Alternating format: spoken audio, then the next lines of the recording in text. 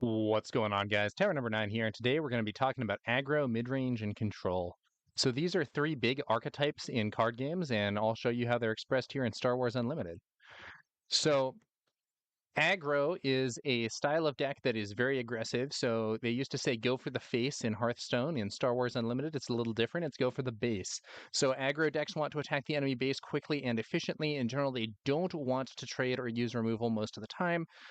It's all about attacking the enemy base, closing the game fast, not engaging their units if possible. In some cases, you might have to attack and defeat enemy units. For instance, if the opponent plays units with Restore 2, like Yoda, that might be something that an aggro deck would still engage to try and prevent the opponent from healing a bunch throughout the course of the game. But usually you want to be attacking the base instead of units.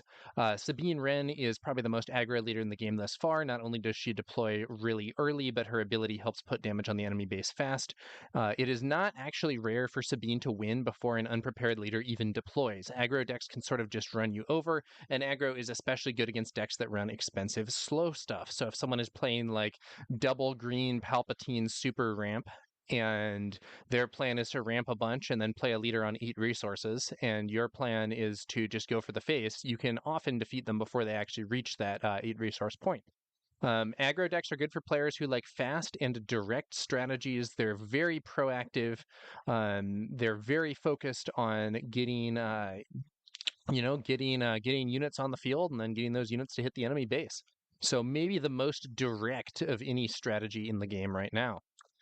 Next up, we have mid-range. Mid-range decks are pretty flexible, so they tend to try and play defense against aggro and offense against control. They tend to be centered around mid-game plays. So, you're looking at often things that are in the maybe things in the 4 to 6 cost range are things that I think can be especially important for mid-range decks. And these decks might want to ramp a little, but not a whole lot. So like Boba Fett, Boba Green is probably the most prevalent mid-range deck right now, and is a really strong deck. And the thing about Boba Green is he often wants to play one and only one ramp card to get Boba Fett out one turn earlier, and then other ramp cards can just be resourced or similar. He's not going for like some super ramp to 10 resources or whatever. Mid-range decks can be very flexible with how they sideboard. You can see a mid-range deck. So in some other games, there can be mid-range decks that try to just become aggro or control depending on the matchup.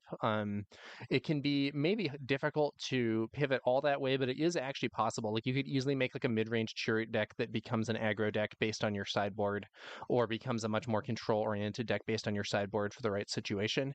And because of that flexibility, it can be very important to identify what role you need to play as mid-range. So if you have a mid-range deck that can be either that can you can sort of play aggro or control depending on the situation, adapt to each one, and you're trying to play control against a control deck with much better late game than you're probably going to lose that game. And similarly, if you decide, oh, I'm going to try to go aggro and outrace Sabine, you're probably going to lose that game. So you have to, it can be very important to identify what your opponent is trying to do and how you can best respond. In general, you want to play defense against aggro and offense against control when you're playing a mid-range deck.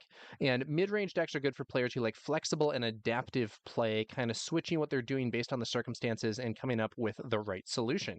And then last but not least, we have control, or maybe least, depending. There's a lot of control haters out there.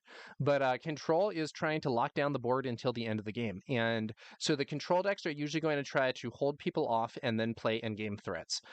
You're going to play a lot of early removal to try to keep the board small, and then in the end game, you use big threats to take over, often with stuff like Avenger, Emperor Palpatine, other large units. Iden Versio is maybe the most prevalent control leader right now. She's not the only one. We've also seen things like Director Krennic, Palpatine.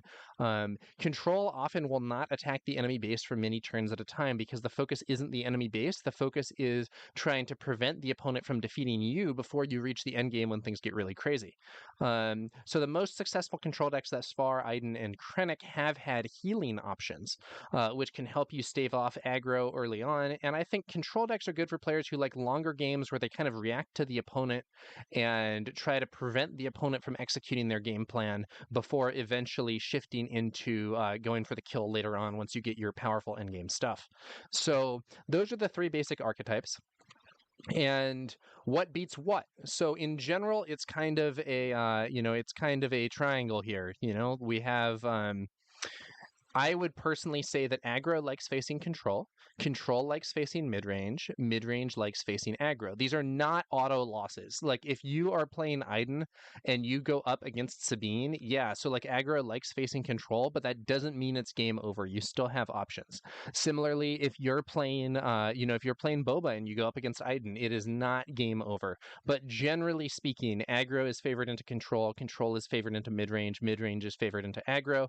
There's an old saying or a phrase that I've heard or something that goes along the lines of you want to either be a bit higher cost than your opponent or much lower cost than your opponent.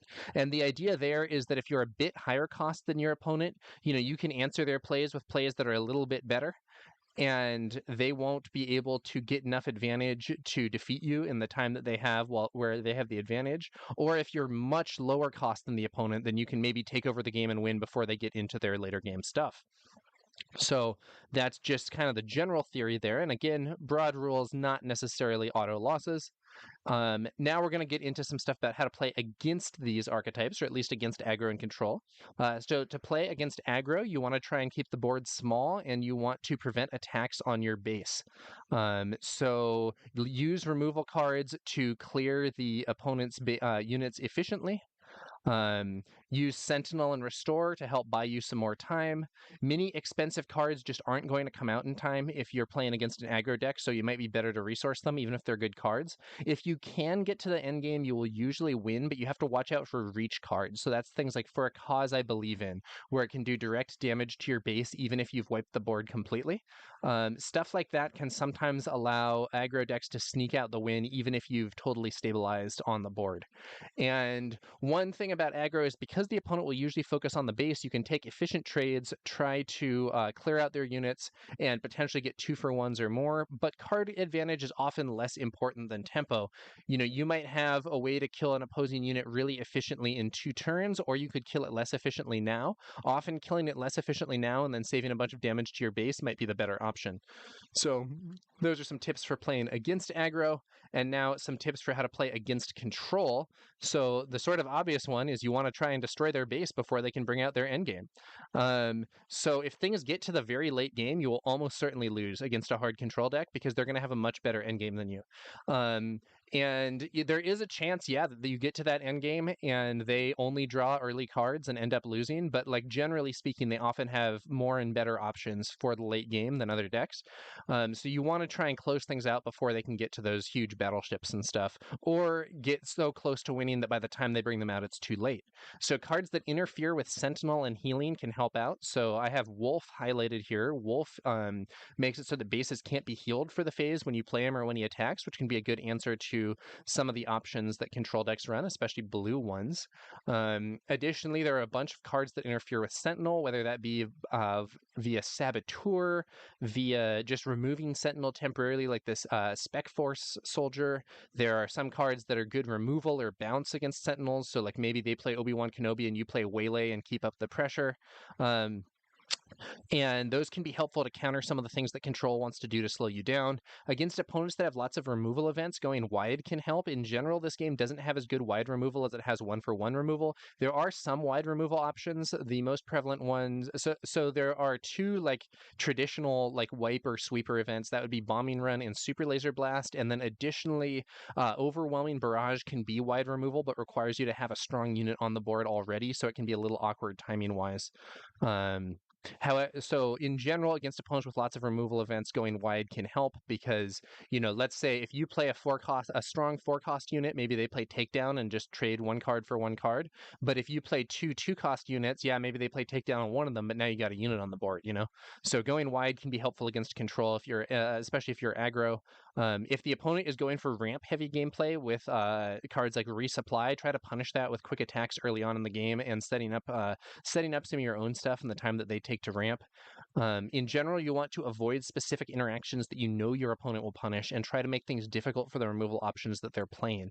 So as an example of that, if you know that your opponent has a Waylay in hand, for instance, you probably don't want to put a bunch of upgrades on a small unit. Maybe you want to save those upgrades and play them on your leader instead where the waylay isn't going to work. Or if you know that the opponent has a vanquish and can defeat like a big unit, what you're going to want to do is play multiple small units instead so that that vanquish doesn't have any target that it can go into efficiently. So that's going to vary a lot based on the specific cards that the opponent's playing. In some cases, it might even be appropriate to sideboard out cards so that if the opponent has certain hard counters to them, those won't be effective. For instance, if if you're playing against a deck and you know that they have upgrade control, you should probably sideboard out Traitorous because having Traitorous removed by upgrade control is critically bad. We could get into more detail on some of the specific cards and stuff, but I think this overview should be sufficient in terms of the general strategy there. And I don't have a slide prepared for how to deal with midrange for the simple reason that midrange often is going to adapt to different specific things. One thing that can be good against midrange, though, is strong 1-for-1 removal for big cards that they're going to be playing, especially in the mid game. So if the opponent is playing that, if someone's playing the Steadfast Battalion, if someone is playing Fett's Fire Spray, things like that, those cards, you can answer those fairly well with cards like Vanquish. Takedown works well against a lot of 4 and 5 cost cards. But overall, because midrange will often sort of try to pivot to be either aggro or control based on the situation, there isn't necessarily one true strategy for facing off against midrange decks. Now, some of you who are familiar with other games may have noticed that I haven't talked about combo. That's because combo doesn't clearly exist as an archetype in this game yet. So in Magic, I would say there's 4 main archetypes, which would be aggro, midrange, control, and combo. Combo tries to execute specific combinations of cards that have very strong effects, but while there are a few combos in this game, it's not the same thing as like combo decks in Magic that can win the game outright if they do their combo.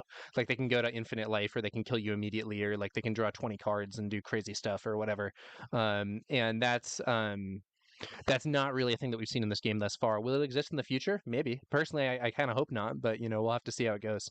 Okay, so then last question is, this is the overview of the archetypes. Hey, which one do you guys prefer? I'd be really curious to hear what sort of archetypes are really catching your eye in Star Wars Unlimited and what draws you to them in particular.